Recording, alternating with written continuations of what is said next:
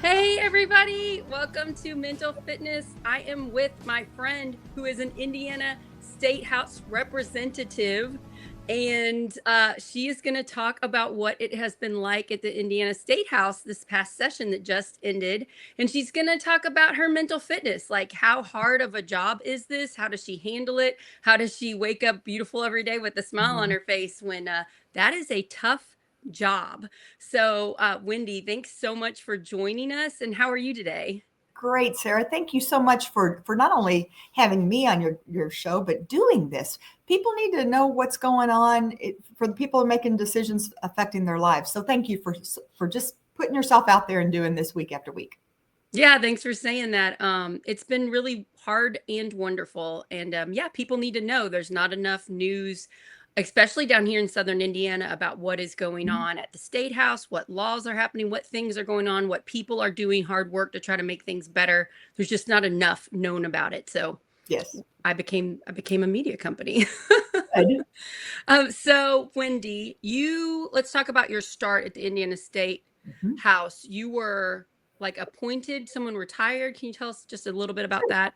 So in May of a year ago, just over a year ago, um, Dr. Rita Fleming, who had held the position as state representative for District 71 for 5 years or so, she decided to retire, and people who knew anybody who knew Rita or knows Rita, she's happy, and we want her to be happy. So she has been great.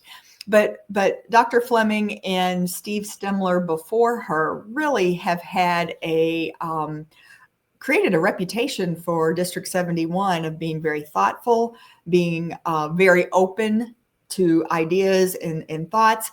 And my goal really has been to follow in both of their footsteps because they've been great. So I was caucused in the end of May of 24. Sworn in on June 4th. And as I joke, I say I was sworn in on June 4th and sworn at on June 5th because didn't take time at all.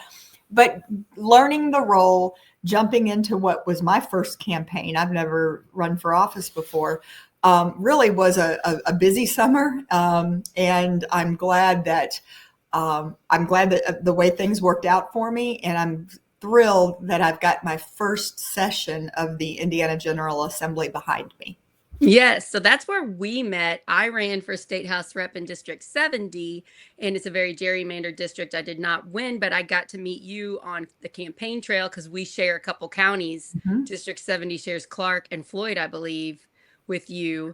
So that was nice. That's when I met you and like became your friend and saw how like wonderful you are. And the Well, way you described the past two representatives, you definitely are that. So they good. did a really good job of finding you and asking you. And just thanks for stepping up and taking on that role and then running a campaign. And congratulations on winning. It was a Thank you. tough Thank night. I'm you. really glad you won. Okay, so tell us a little bit about you win. You got caucused in, but the session was mostly over, so you didn't have like like things to do. But this time you were busy. What did you have to do? So we had to report in Indianapolis on January 8th. Okay. And so between June and November, I was running a campaign like so many. And then really from November to January, I was trying to get a feel for what job am I going to be doing now once session begins. So we reported to Indianapolis on January 8th and instantly went into it's almost like you're joining a Ferris wheel that's going around and around, and you're trying to jump on board, and it's not really slowing down for you. It just keeps going. Oh yeah. So the learning curve, and if I could start with maybe the three takeaways that Sure. I have from my first session. The first, now let me give a little context here. I am one of 30 Democrats in the House, and there are a total of 70 Republicans. 100 House members, they have 70, we have 30. So you're in the minority, I'm in and the it's minority. a super majority where they can just Yes. override everything you could ever possibly want. That is absolutely true. And basically, they could even override a governor's veto without a Democratic vote.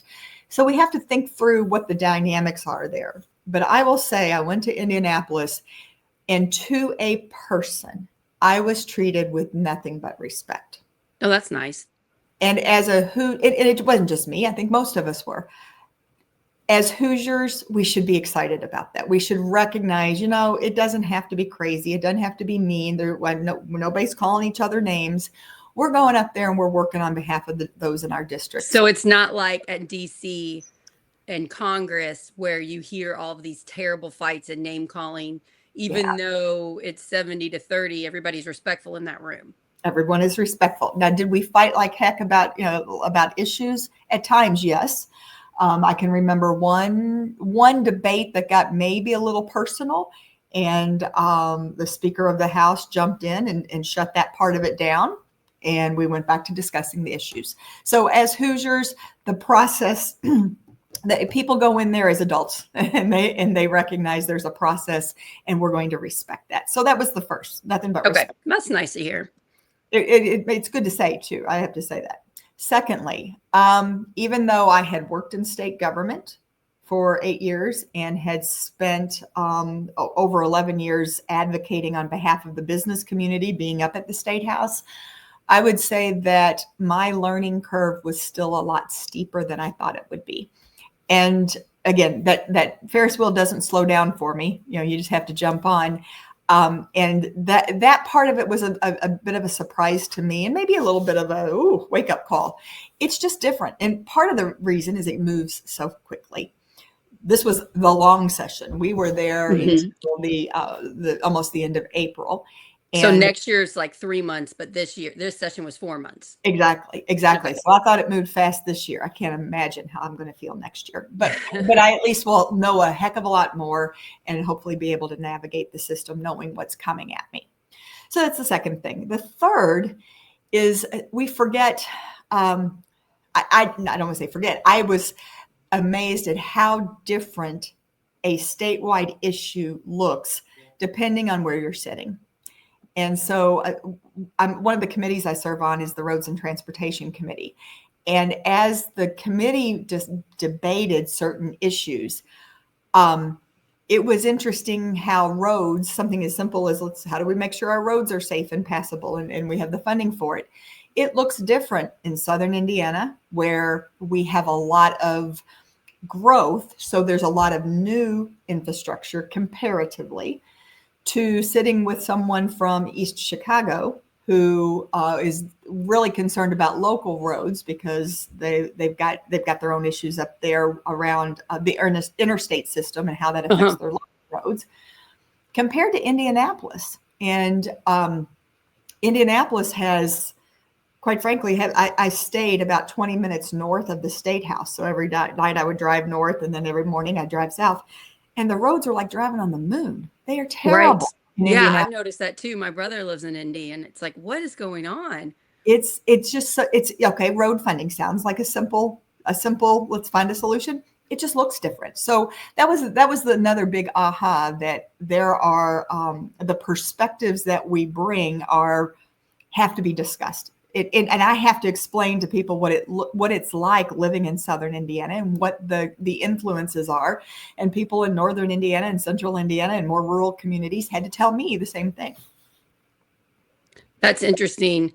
So you have to pass a budget, is that right? For all this funding, for all these different things. And there's probably just not enough time in the day to read everything that you're passing too. I would think that would be really difficult. Probably the one that's most critical in my mind, of course, is on a lot of people's minds, and that's Senate Bill 1, the property tax bill. And again, property taxes don't go to state government. They go to fund local government through police, fire, local services. You've got local schools, you've got your libraries. So local property taxes really don't fund what the state government does, but yet we have oversight on that. And that 300, I believe it was 347 pages of that bill passed out of the House on second reading with lots of amendments on a Wednesday, and we had to vote on it Thursday morning. How can you possibly look at it? That doesn't make sense to me. Luckily, we have digests, which if a great learning session is just to go on the state website, the iga.in.gov, and really just sort of look at the bills. Knowing in advance what they look like helps. But so there are tools of the trade or tricks that it's all available to the public. The other thing that I think is always interesting is what's the fiscal impact? Because if a piece of legislation has a true fiscal impact where it affects the state budget, or they can project what the effect is going to be on locals, they try to put that out there. Does that make everybody happy? No, but it's better to know what you're concerned about and have some numbers in your back pocket than to try to figure it out with just a guessing game. So are you getting done with your day and then just trying to study what you're going to have to vote on the next morning? A lot of times that was the case. Now, the committees that I was on, none of them met until 10:30 in the morning. And I'm a morning person. So a lot of times I would, skim things in the evening, shut the laptop, get a good night's sleep, and go into the office early to pick up where I left off and say, okay, now I get to focus and with a fresh mind, really start focusing on how is this going to impact the voters in my district, but also how is it going to affect good policy across the state? My biggest question I have for you when you're working in that room with these 99 other people, are any of them listening to you? Like, are you going to Republicans and saying, this bill would hurt Hoosiers, would hurt the majority of Hoosiers if we pass this bill? Is there anything we could do to work together to get it better? Was there any of that going on? Because, I ran for this. If I would have won, that's what I imagined I would be doing, trying to convince the people that have the supermajority to vote better for Hoosiers. Is that happening at all? All the time. I all the time. And so the majority of the bills, I wish I had the numbers. We passed as the General Assembly, we passed 244 bills. Wow. And Governor Braun signed every one of them. Every single one of them. And if he said no, they could just go back and veto them, right? They could have. Supermajority. We didn't even have to. He signed yes to every single one. Yeah. Yeah, but I don't know. I think if the governor had raised an objection to one, the members of both parties, both chambers would have taken that seriously. You think? I think they would have. But it wasn't the option. It just didn't happen this time. Right. A lot of the work is done in committees, and as a Democrat with only 30 members, Democrats serve on a lot of committees because our numbers are smaller. We have to serve on more committees. So what committees are you in? I had 4 of them. I had roads and transportation, financial institutions, insurance, and then small business, commerce, and economic development, which is my background. So, okay. So those were the 4 that there's a little bit of say. You get to lobby for I want this one or that one, and I got 2 of them that I really wanted, and I didn't get 2 that I didn't want, but I'm real happy with the others that I have. That's good. The committee conversation is very important, and it doesn't always take place at the committee meeting. If I had a bill, which I did, I had an insurance bill. It went through the insurance committee. It was passed because I lobbied the chairman and said, this is why this is a good idea. Not in a way of doing anything that says, I really want this done for me, but this is a good idea for the senior citizens that are on the original Medicare plan in Indiana. Did it get turned into a bill? It did. It passed. Yes, it passed the insurance committee. We had to amend it on the House floor because there was a clarification concern that was brought to our attention by the insurance companies. So we did that. It passed the House unanimously. And so what is it going to do? What is this bill? So the bill is called, it basically models what Kentucky and 8 other states have done in allowing seniors who are on original Medicare, if they have a supplement plan, so the lettered plans, A, B, C, F, N, if they have a supplement plan, the plan is dictated by the feds as to what that plan's supposed to do, but the prices vary greatly. So if I'm if I get to age 65 and I join, or I sign up for one of these plans, I can't transfer insurance providers. I can't go to another plan that may be cheaper. It's the same program without going through medical underwriting. So Kentucky and 8 other states have a loophole. It's called the birthday rule. So we now have the birthday rule in Indiana that takes place January 1st, 2026. Within 60 days of your birthday, you can shop different plan providers and decide whether or not you want to take a different provider. So for 2 months around your birthday, you can shop plans and get a different one. So you try out a plan for a year, it's not a good one for you, you could get another one. Well, if you stay within the same plan. Okay. But let me give a little more detail. We ran a search and we just said, you know what, we're gonna quote the 36 companies that provide coverage in Indiana.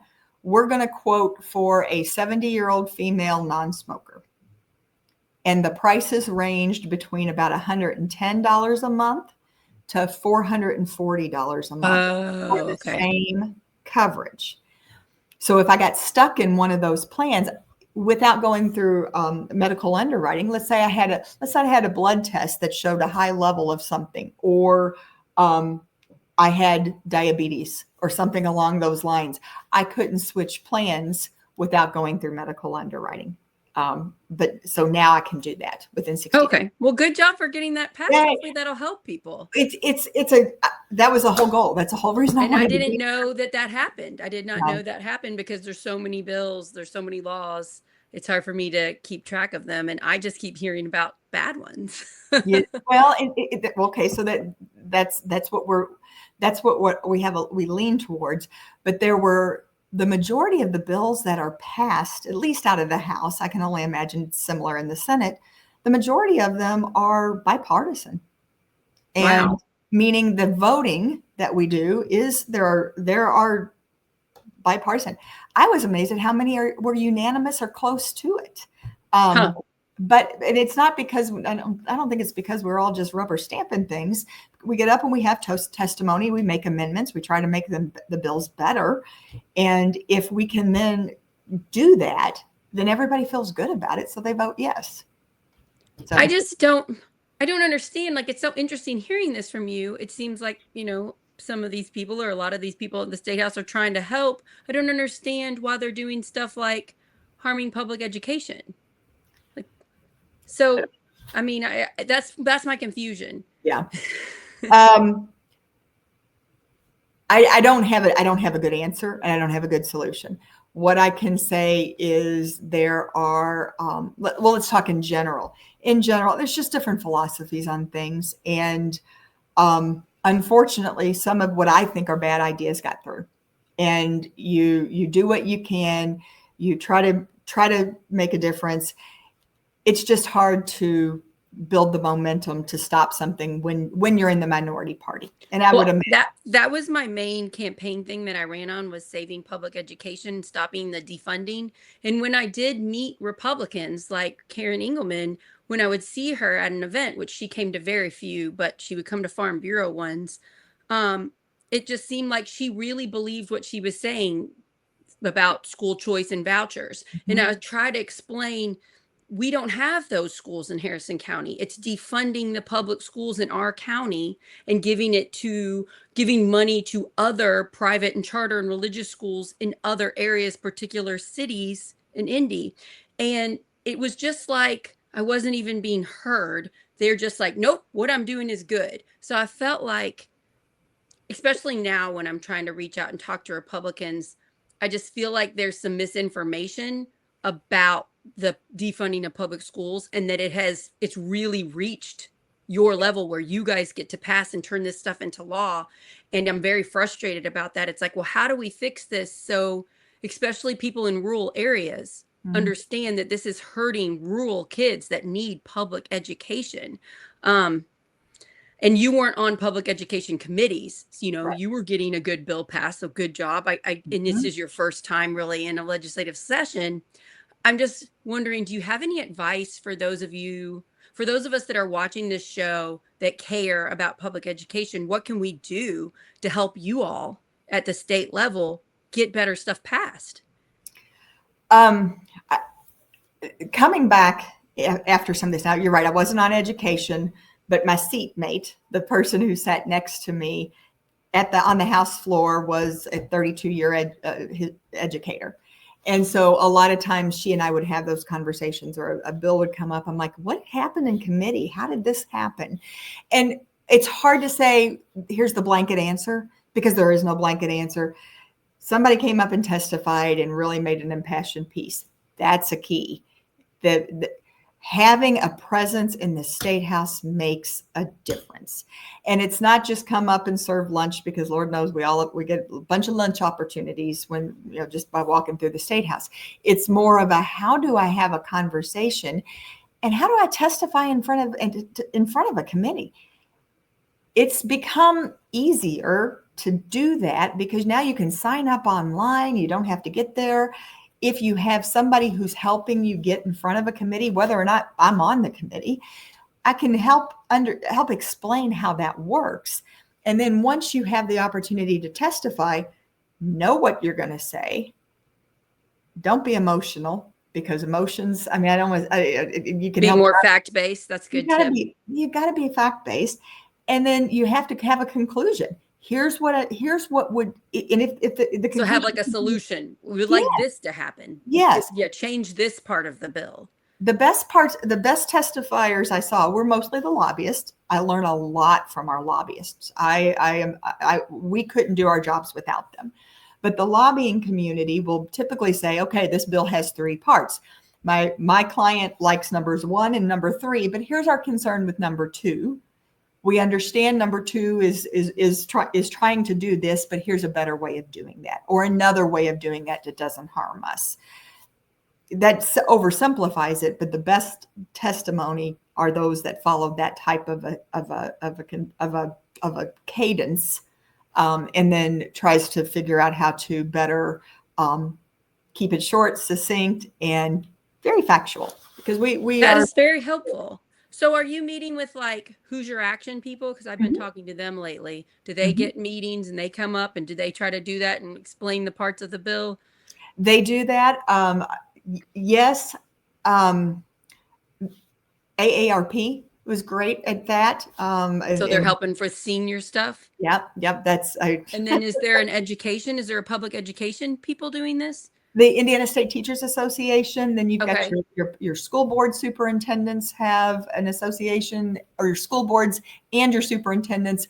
You have retired teachers groups. So there are a lot of folks at the State House. And I would say, when I worked for state government back in the, as my daughter would say, the 1900s, it was in the 1990s.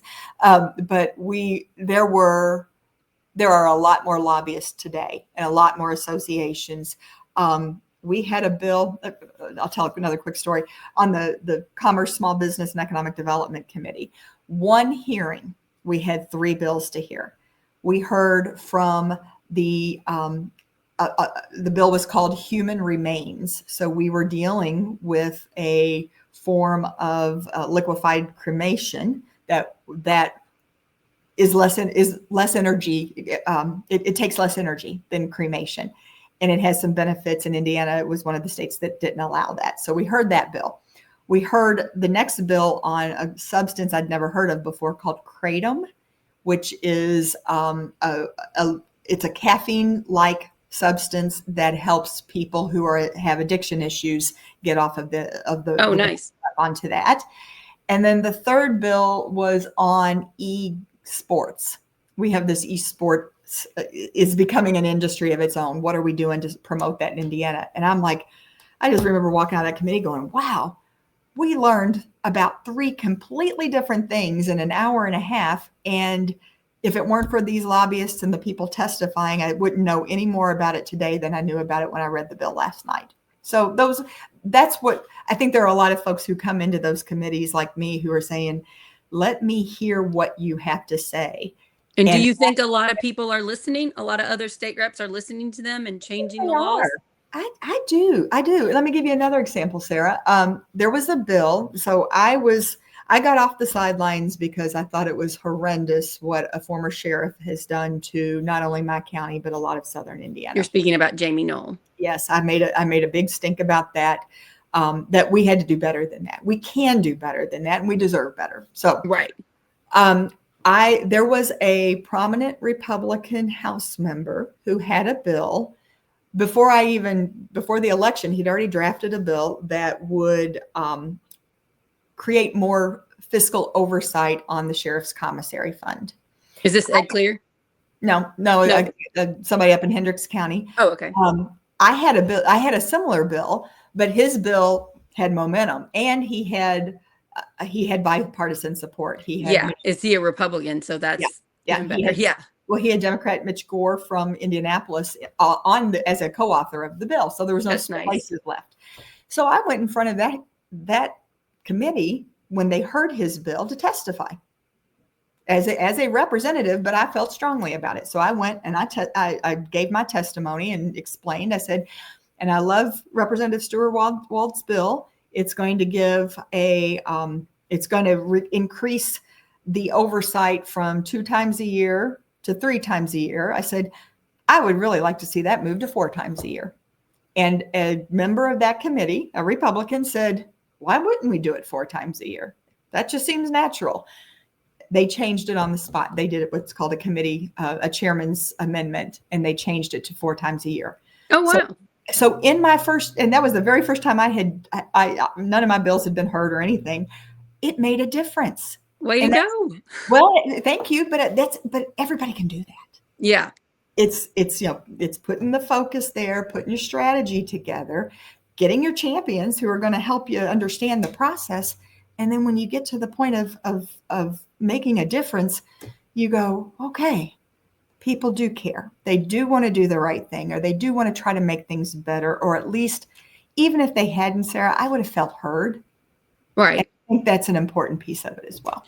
So if you're watching this and you have a passion that you care about and that you want to be changed or advocate for in Indiana, find these groups that are fighting at the State House, that are working and having conversations, and join them. Maybe you can come in and speak about it. Yes. And it does help.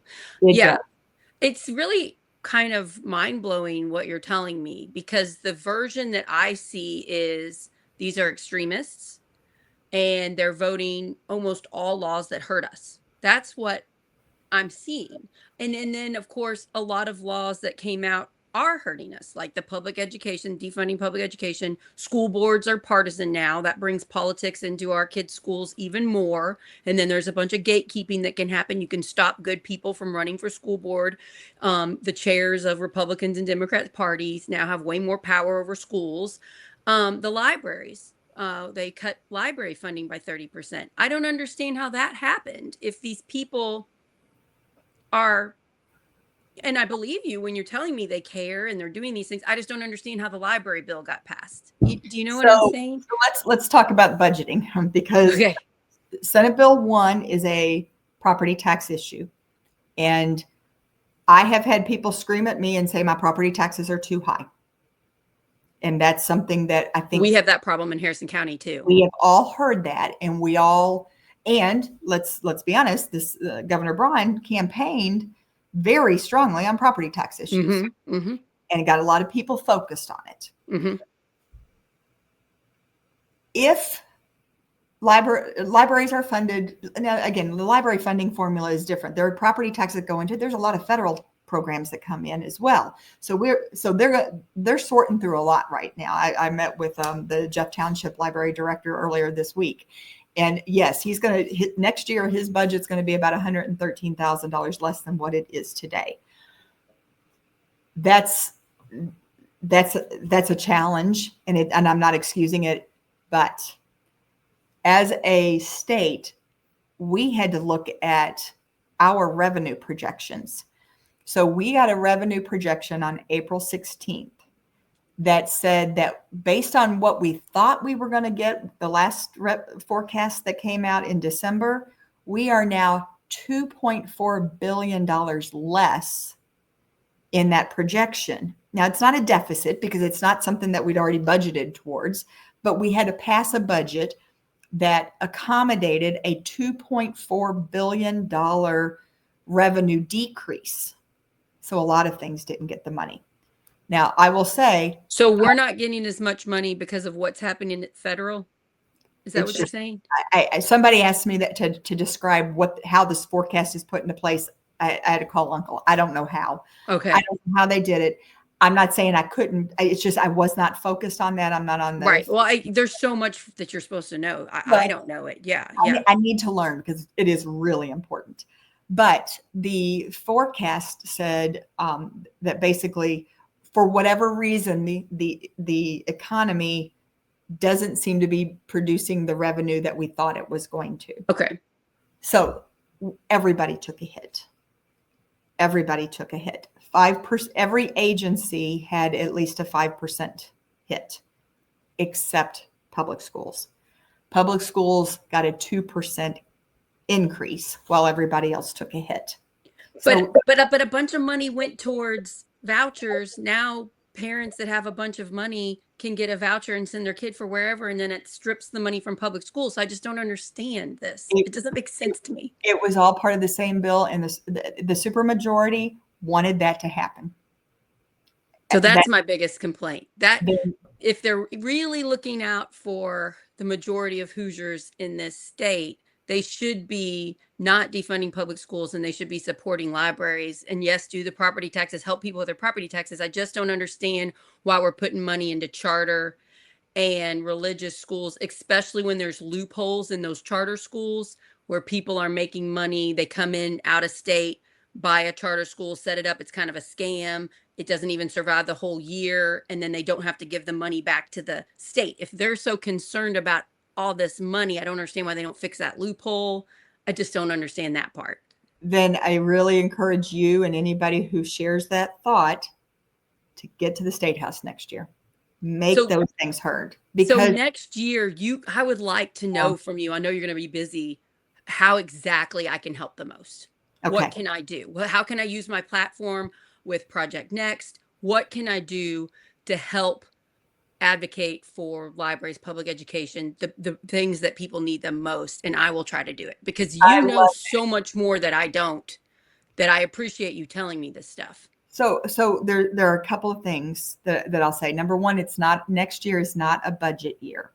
So it as unless we have to open the budget because of some big surprise or unexpected funding cut from the feds that affect things that we're doing here. I don't know how that works, but the governor can call us to, or the governor can call us to a special session, or the General Assembly's leadership can decide to open the budget. It's not likely to happen. It hasn't happened in years. So what we can do is start planting the seeds. What are those bills that can either be drafted? And we've got to start drafting them now because once LSA, Legislative Service Agencies, gives us a deadline on when they have to be filed, then I get in line with all 149 other members of the General Assembly to get our bills filed and written the way that we want them so that they have the best chance of succeeding. The IGA website is, I just want to, it's www.iga.in.gov. That website is where you can track all of the bills. And everything is listed, the full bill, the updated version, if it's updated, what the fiscal impact of that bill is going to be, if there is one, and then the actions and amendments that are offered to it. And when a committee is scheduled to hear a bill, committee chairs don't have to hear bills. There's no way that all of the bills would have been heard this session. But if they decide to hear a bill, you can find out when that hearing is, and you can participate. So even that I think would be beneficial to your listeners and viewers. Maybe it's just going onto that website and digging through and type in public education, and you would be amazed at how many bills have public education referenced in the bill. So I've had the director of the Indiana Coalition for Public Education on a show. So I know that there's a group that are tracking the bills. What if they found the loophole with the charter schools that's allowing people to make money off of this scam? Because we need to tighten this loophole. What if they wrote an amendment or whatever? They wrote the legislation to close up the loophole, and they did it before the session start, and they kind of put it out there publicly. Are you saying that might have a chance of then I'm saying that if I were the committee chair, that approach would get my attention. So that would be maybe one really good idea. Like, Yes, because absolutely. my guess is not everybody signing these bills into law understand the loophole or how to fix it. Because again, you're getting too many bills, you're getting too much paper, too many laws, not enough time to go over it. So you're saying if people went out and tried to do the work of cleaning it up, maybe there's a better chance of us fixing this problem. Come to us with the solution. Come to, okay. What is the solution to the bill? What is the solution to, sorry, let me change it. What is the solution to the problem that would help alleviate your concerns? And some of that, Sarah, that you're talking about was part of the budget bill. So it was included in with everything else. It wasn't just a standalone bill. How do you get people to say, yeah, that's going to be a negative to someone who thinks like we do, that it's going to benefit the wrong people? Or on the other side, when public education's getting a 2% increase in their budget and everybody else is taking a cut, how do you balance that? How do you figure out which is the right decision for my district, or in your case, my community? I really like Hoosier Action. You and I were at an event and you actually got to speak because you were a representative. And I like what they're doing. They're talking about certain bills that were going to go to the State House and what things they wanted to see get passed. So is Hoosier Action sort of doing this a way that helps you all? It's giving solutions. They're very communicative. Yeah, that's the right word, I guess. They're very good at communicating what they do. I met with a part of their leadership group earlier this week as well, because they want to do that type stuff at the State House. But the real time to get our attention is now, because we're not sitting in that bubble where there's 200 lobbyists every day in the hallway waiting to talk to us. Right. So now get us out, get us talking, start to get the attention. And I will say, you got to attract more flies. What is it? You attract more flies with honey than you do with vinegar. Right. So get in front of them and say, this is why this is important to me. We may, at the end of this, we may agree to disagree on everything, but maybe there's some common ground. Maybe there's. What about the State House reps that won't listen to us? Like, I mean, I just want to have a conversation with Karen Engelman and I can't get a hold of her. I just get ignored. So I'm very appreciative of representatives like yourself that will reach out, that will talk. Like Ed Clear, Republican, he will talk to people. I appreciate that. And now that I'm meeting friends that run these organizations like Hoosier Action, I'm finding out who they'll listen to and who just cuts them off. And what do we do there? They won't have a meeting with us. I don't have a solution for that. I'm sorry, I don't. Other than maybe vote them out, vote somebody better in that will or if they do their jobs, they're supposed to be at the State House when we're in session. So yeah, I would say I'm not a big fan of the ambush method, because a lot of times I want to listen to somebody, and if you're catching me as I'm walking in, if I've got 2 minutes, scary. If I get 2 minutes to go from the basement to the third floor to sit for session, and I haven't been to the restroom all morning, you're not going to get my best. I'll be the first to admit that. But maybe that's an option to schedule time in their place in the State House. I don't know. I mean, I just think we should publicly, like, I will say it on Project Next. This rep will meet with people. This rep will not meet with people, but I'm not going to bully them. Like, I don't like the approach that a lot of Democrats are taking right now, where they hold town halls and they invite the person, but it's going to be all people angry at that person, at that representative. Then they put up like a cardboard cutout of them, or they put up a sign and then they're like yelling. Why would that representative go to that meeting? It looks scary for them. So I think there's a better approach, asking for a cordial meeting, being respectful to them, and just talking honestly without emotion, without negative emotion, and just like, trying to meet them where they're at and see if we can get some improvement. That seems better to me. And it's hard for me to tell Democrats, because they're like, Sarah, will you come speak at this event? And I'm like, no, this is an event that looks like we're bullies. I'm not going to that. Do you know what I'm saying? And I think that's why, or I think politics have become so ugly that there are a lot of people who don't want to get involved because it scares them. Or why would Yes. you've been there. Why would you put yourself and your family and your friends through all of that scrutiny? I mean, I gave all of my friends T-shirts with my name across it, and some of them were like, "Thanks, I appreciate that, but I don't want to walk through the grocery store and have somebody, assume I know what you did this week." I get Yeah. that. I Like, I get would imagine there's people angry at you that wanna yell at you, and you're in there really trying to do your best, and you're learning, you're new, and it's so much information.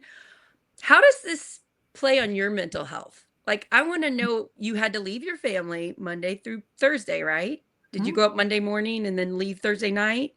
Almost every week. My And you daughter have plays you have basketball, so kids, I did hit her games. I did come home on her game nights because I certain things I wasn't so going to you would miss. drive home, catch your game, and then drive up early the next morning?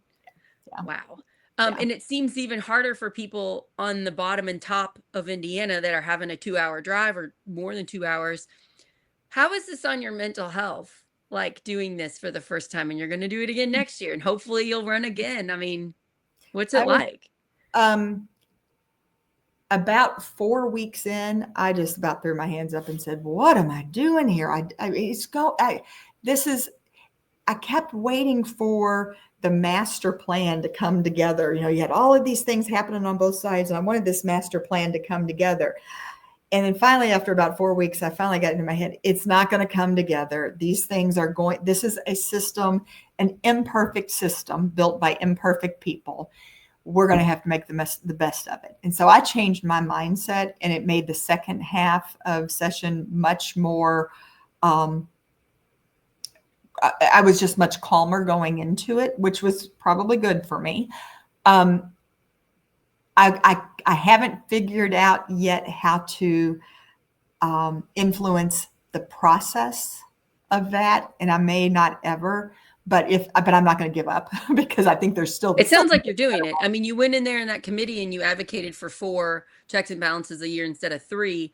It sounds like you already started. So I bet you're gonna well, do it even more next year. the process piece of it's just so ingrained, and it's been decades. And yes, the Republicans have a super majority, but a long time ago when the Democrats had at least the majority, it probably was the same system. So I don't know that piece of it's going to be any different. I'm not optimistic it's going to change drastically anytime soon.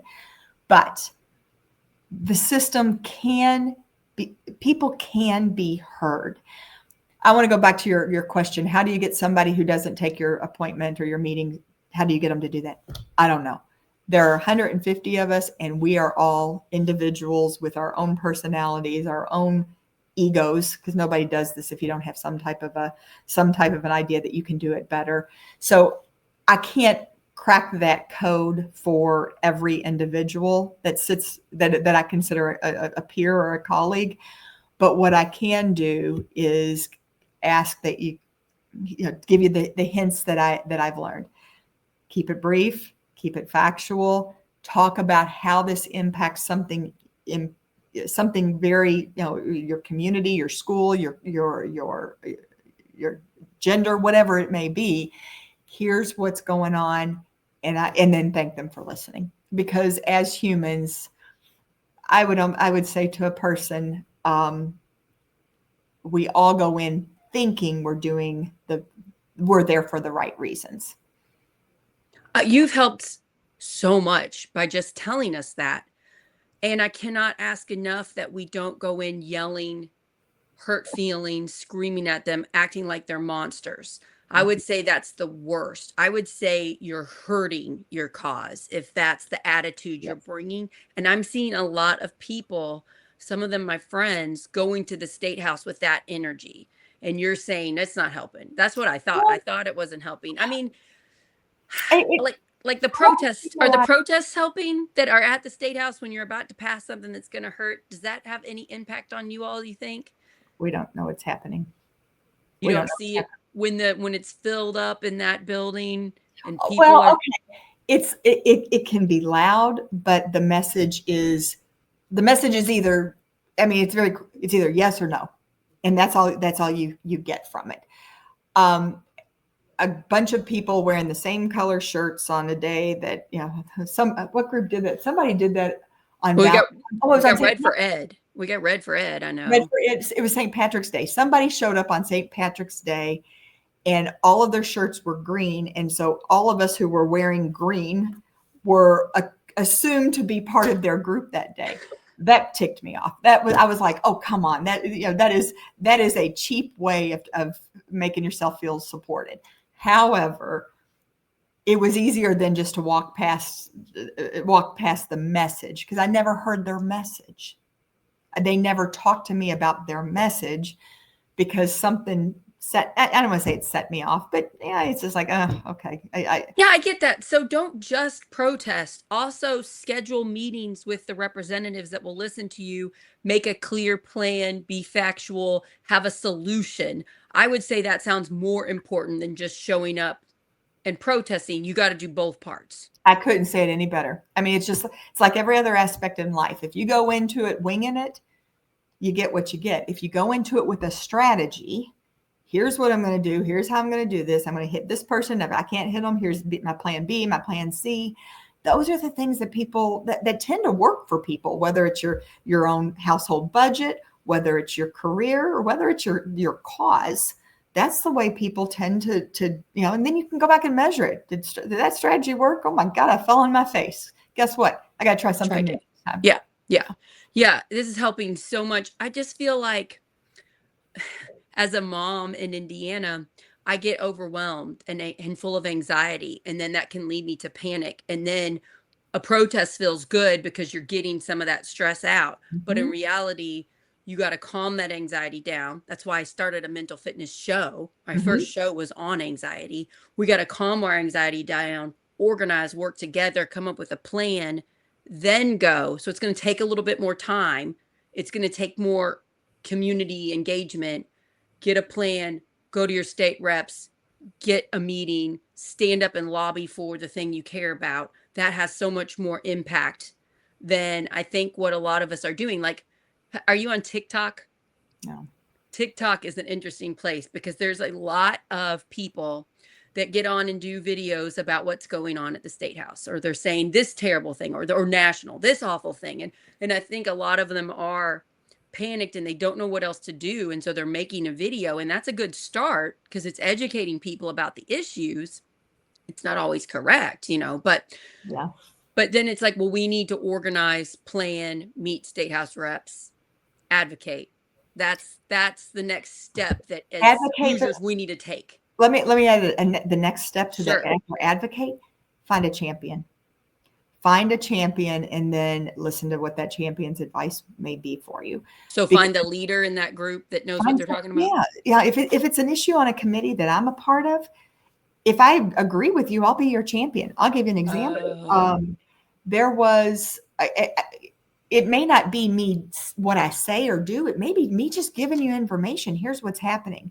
I'm not going to throw the name out, but there was a group, I'll just say independent pharmacies, who really were concerned and interested in what we were doing in the insurance committee with some certain bills. And so I created this dialogue with them. I think I finally met them once, but it was more of, hey, have you looked at this? What does this do for you? And I could say, this amendment just got filed, or here's what they're planning on doing. Who do you have somebody here to testify? No, the rest of the committee may or may not have known that he and I were communicating as regularly as we were, but it doesn't matter because he was being informed. Well, it does matter, but he was being informed because I was sharing with him. We built up that rapport. Was I his personal champion? No, I really didn't know him, and I just knew that the issue was important to him, and I had information that could help. That's great. I just am really appreciative that you're in this position of power and that you're fighting for us. And it just sounds really hard. I don't envy you. Well, it doesn't. It may sound like power. It never feels like I'm in a position of power, but a position of knowledge sometimes is helpful. Yeah. I think if people that want certain things to happen at the Indiana State House could have realized that these 150 people are all human beings with faults and strengths, and that most of them are trying to do good, I think that's what one thing you're trying to tell me, which is so comforting to hear, honestly. And then when they're not doing good, maybe they don't realize they're not doing good. And we need to do a better job of kindly informing them. Mhm. You know, something else I'm concerned about, and I'm going to try to get the director of Citizens Action Coalition on the show, is what's going on with the energy bills. I Oh, yeah. know that I don't know all of the specific facts, but in general, I know that a law was put into place giving our energy companies the authority to raise our prices, and we've just taken out the government control. And so, Mhm. if you have an energy company that's small and really advocates for the town, like REMC, you're pretty okay. But if you have energy companies like Duke Energy, which I do, it seems a little scarier. Um, Duke Well, is going to be I like, mean, I mean, it's just there were a interesting with lot that. of energy bills filed. Just keep that in mind. Okay, that's And important to know. so Yeah. you got to know what you're talking about, which ones. Right. And we did not do away with the IURC. The Indiana Utility Regulatory Commission is still intact. There are certain things in terms of energy research that can be passed through now. So I just those details matter on those There's conversations. a lot of like energy centers being built in Indiana, and a lot of people are concerned about those because just like using AI takes a lot of energy and stuff. And I don't understand it. So I look forward to having Citizens Action Coalition on so I can learn more of the facts. Are they talking to representatives? Do you know? They absolutely they have a presence. I am not I'm not on the utility committee and the House Ways and Means committee, the finance committee. Those are the two I asked for that I didn't get on this year. Oh, that's nice that you were trying. Good Well, job. actually, they're important issues. But as a freshman, I didn't know that I would. That is what it is. Will you Uh, get new committees next year, or are you with these for 2 years? we're usually with them for 2 years. And I hope that is the case because again, the first year I'm still getting to know who the chair is. Each chair has his or her own persona and personality and areas of interest. And I talked about my insurance bill. Once I got the insurance chair to recognize that we could help seniors this way, he signed on as a co-author, and Nice. that made it. I don't know that I would have been able to push it across the finish line Right. without You having the have to be working with other people, especially across the aisle, to get something passed. I yes. appreciate that you're doing that. Yeah. Yeah, good job. Well, Um, I feel like energy, education, library, property taxes, there's some big things that I'm hopeful I can get people on the show that can talk mhm. about them and that we can all work together to advocate and meet you all, meet representatives. I haven't asked for you. I would love for you to message the representatives, Republican, Democrat, that you work with, and see if they will come on the show and explain what it's like and how they're trying to help and what we can do what you did, give advice, because they're going to know more about their things, their committees. I want to help Indiana. I want to help unite the communities. I want Republicans and Democrats talking, less fighting, and I want to fix real issues to make Hoosiers' lives better. And I see you doing that at the state level, and I'm just so thankful. Thank you, Sarah. Let me give you, I don't want to take viewers away from your show, but there is a podcast Oh that yeah, is run by two sitting House members in Indiana. It's called Sessions. sessions. And it's Earl Harris Jr. and Blake Johnson. And they have had they're both Democrats. They've had other Democrats on, but they've had some Republicans on. And you can go That's back and listen. great. They had Jim Pressel, who's head of the Roads Committee, who was on. They had Speaker Houston came on and talked about what it's like being Speaker of the House, especially. And they talk about the fact that it is a Republican supermajority and what does that mean for him. And it's just learning some of that insight about not only the topic but the personalities behind the topic, I think is really important. So I'll give them a plug. I'm just so thankful they're doing that. That's Yeah. what we want. We want our representatives to be transparent and to tell us what's going on and try to explain what they know. I know one reason they're not is because they're fearful they're going to get something wrong because it's too much information for one person to know. I think you're pretty amazing because you're saying, I don't know enough about this, but I need to research it more. That's all they have to say. We all just need to get to that place where that's okay if you admit you don't know everything. We're all human, you know? Um, but that's wonderful. That makes me feel better. So yay for them. I just wish everybody was like that. And again, it's a mental fitness thing where I don't think everybody feels comfortable. They feel like they're going to be attacked and it's scary. And I get it. I get it. I just encourage people. Like if I had a Republican on my show, I'm not going to yell at them. I just want to know what it's like. What can we do to help? Can we Mhm. talk about issues? And it's okay if we disagree. Like Yeah, it's all right. Like what, I don't need to lose my temper and yell. I think we with the internet we've forgotten how to do that. yeah. You're I right. have I have one question that you can definitely say you don't know anything about if you want, but I just want to open this up. Jesse Brown, city councilman for Indy. He's been on the show. Do you know Jesse Brown? I do not. He is I know he's friends with Destiny Wells and he's pretty amazing and pretty brave. So he's a Democrat, he's new, he's very popular, and he tried to get some things rolling at the Indy City Council level, and the Democrats tried to take him off committees because he was trying to push some things they didn't want to push. And so he had to get his constituents involved. He had to put out emails, he had to get a bunch of people to the meetings to prevent them from kicking him off committees. And he's not on as many committees as a bunch of Republicans are, even though Dems have the control at the city level. He said on a Project Next show that the Indy City Council, that's mostly Democrats, are very scared to act, to do things that Democrats want, because they think the state house is going to try to take over their power because of the Indiana Constitution. Like it's not written in the Indiana Constitution that we have to have an Indianapolis City Council. Do you know anything? Have you heard of this? Because I'm like, I don't think they're going to do that. Well, I think you should go ahead and try to do good for your city. but let's now you're into big P politics, and this is not. This is every office place has politics. Everybody, I mean, everywhere you are, as human beings, we're imperfect, and part of that reason is because we have we have we all have some desire for power, Right. whether it's overtly to be subversive about it. So that is, that happens all the time, and I hate to use it. It's like the eating your own. You sometimes you or maybe the better theory is the crabs in the bucket theory. You ever put a bunch of crabs in a 5-gallon bucket? One of them gets to the top of the bucket, And the other ones pull them and down. the other ones pull them down.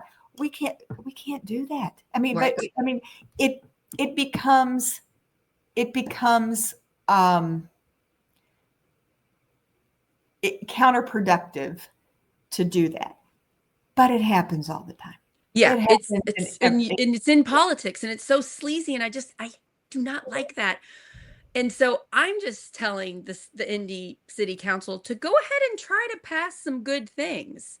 Like, don't use the fear of the supermajority to stop you, especially with what you're saying. These are most of them are nice people. They're not trying to harm others. They're not trying to take control of the city council. I think that would be a big story, and I think it would look very bad on them if they tried to do that. So I just am saying, let's just stop using that excuse and let's do good at the Indianapolis City Council, and let's not be scared of Jesse Brown, who's just trying to help people. Like he's big about helping homeless and public education. And it's like I, most people care about those things. it's almost like any other family. Every family's got its way of working and its operations, and quite frankly, you and I aren't going to have a lot of control over how that municipality works. Sometimes we just need to bring it back home and say, what can we do best here? And I'm not blowing it off. I'm just saying I don't have the capacity to. I'm just wondering if like this is something. So you're at the state house and they're not talking about taking over the city council. You're not hearing I mean, we could do. rumblings of that. So let's talk about a reality that did happen. And I know we're coming to the end of the show here, but there are aspects that we do that affect certain communities. And let's talk about, I mentioned earlier, let's go back to road funding. Road funding in Indianapolis is much, much different. The city of Indianapolis was getting 11 cents on the dollar back from the state for the road to fix the roads. They're putting in $1, they're getting 11 cents back. Wow. So that change, House Bill 1461 did alleviate some and sort of right size that for Indianapolis better. So why we wouldn't take over and try to take over Indianapolis if we're trying to say, oh yeah, we hear you, we understand that there's a problem with the funding formula because you're such a big community. And they also have all the commuters coming in. I stayed within the city limits of Indianapolis, but a lot of people who work in Indianapolis don't live there. And so they're using those same roads that I was driving, and the funding formula wasn't in their favor. So we did something to try to address that. So you're actively trying to help Indy. Yes. And now they have their own advocates. They don't need me to advocate for them, but I heard them. I listened to what that situation was for them. You've really blown my mind today and given me a lot of hope. You've also helped to direct me with what I want to do with Project Next. How do we use this to help our state? And it's what our mission is anyway. Our mission is to unite our communities, to work together, to stop fear, hate, and division. But you gave me a more direct way to do this. And I just cannot thank you enough for coming on the show. Thank you for being our state house rep. You were so brave to actually put yourself out here and do this. And I admire you for that. And I wish I want to help you however I can. And I don't know what that actually looks like. Well, you need to let me know when you can come on and explain what's going on, especially if we're getting stuff wrong. You're in that. You know what's going on. We're trying to know what's going on. If I'm saying something wrong, feel free to let me know and feel free to come on anytime. I'll probably see you at events sometime, so I'll have you on when I can. And yeah, this has been pretty amazing. I know more what to do now. This is great, especially when I'm going to be talking. Like I get to talk to like the director of Citizen Action Coalition or the president of the Public Coalition of Education, and so it helps me to figure out what we need to do to advocate for our state. But the biggest takeaway is these people in that room aren't as awful as we think they are. That's where I'm, because I'm assuming they're actively trying to hurt us or they don't care at all. Yeah. You're saying we need to just bring to the table easy solutions, explain it to them, help them make better policy. It doesn't mean you're going to change their mind. And we can try. It's better than some of the other things we're doing. We are imperfect people working in an imperfect system. But I believe in continuous improvement. So whatever little change we can make to make things better, we're going to benefit long term from that effort. Also, like being brave is fun, right? Like I saw you get up in front of Hoosier Action in front of like 300 people and you got thrown a question and you answered it in 2 minutes and you did like an amazing job. That you were nervous, you get done, you feel good, right? Don't you? Like, I mean, being brave is fun, especially when you're being brave for the right reasons. Yeah. And I think we've kind of lost that with COVID, the pandemic. There's just been a loss of how to be brave, how to face your fears. People just are like, no, I'm just going to put blinders on and not paying attention to what's going on because it's scary. And it's like, no, we can face this head on and admit our mistakes. Like, I'm not perfect. I don't know everything.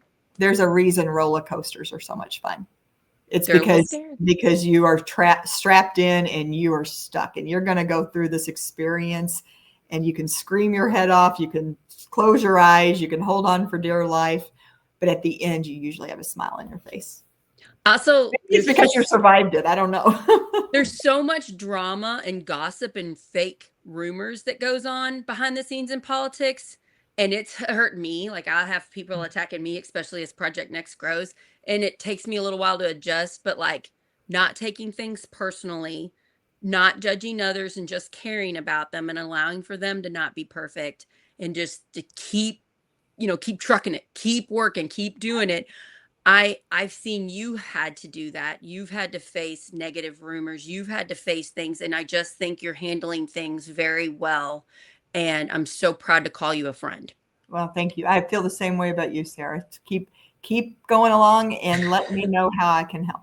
Same. We text each other. Just know I'm a friend. You let me know if I can help with anything. And everyone, please share this episode.